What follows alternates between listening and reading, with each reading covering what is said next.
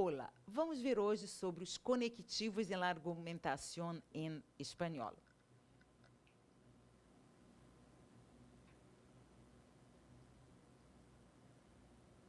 Que vamos a ver? Vamos ver a função de los conectivos, as ideias que estabelecem e os tipos de conectivos. Alguém saberia dizer-me qual é a função de um conectivo? Ou também chamado de conector, em espanhol pode ser chamado de conectivos, e aparece em muitos livros mais como conectores.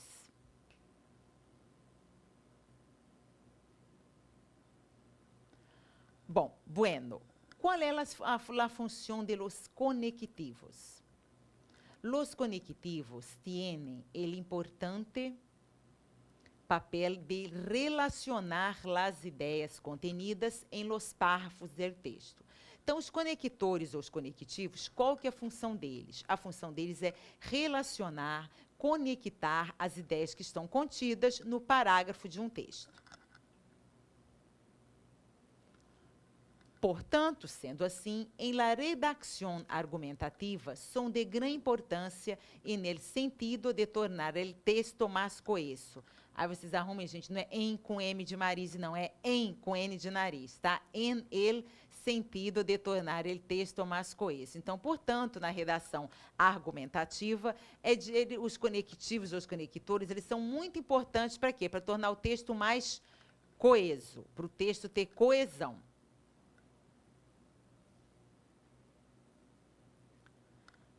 É importante diversificar seu uso para que a leitura não se torne cansadora em função do texto de repetições de um único tipo de conectivo. Então, é importante diversificar o seu uso para que a leitura não se torne cansativa em função, troquem o M pelo N, do excesso de repetições de um único tipo de conectivo. É um com N também, N de nariz. Que na hora que eu vou montar, às vezes, na hora de passar, passa, né, despercebido o em com M, mistura. Mas lembre-se, viu? É em espanhol com N de nariz e um com N de nariz também. Não tem em com um com M em espanhol, não. Bom, continuando a função dos conectivos. Los conectivos podem ajudar a justificar seus argumentos. Então, os conectivos ou os conectores, eles podem ajudar a quem está escrevendo aquele texto argumentativo a justificar os seus argumentos. Compreender os conectivos também é fundamental para a boa leitura de um texto. É aí que nós chegamos no X da questão. Compreender os conectivos, que os conectores, é fundamental para a boa leitura de um texto. E isso é para ajudar vocês. A compreensão dos conectores, para poder entender o que aquele texto está dizendo. As ideias que estabelecem. Además de saber os significados de cada um de eles, também é importante conhecer as ideias que eles estabelecem entre as orações, se afirmação, dúvida, oposição, tempo, concessão ou contrariedade. Então, além de saber o significado de cada um desses conectores, é importante também conhecer, saber o que eles estabelecem entre as orações, se é afirmação, se é dúvida, se é oposição, se é tempo, se é concessão ou se é contrariedade. Então, que ideia expressam as conjunções que vamos a ver em seguida? Então, quais são as ideias expressadas pelas conjunções que nós vamos ver a seguir?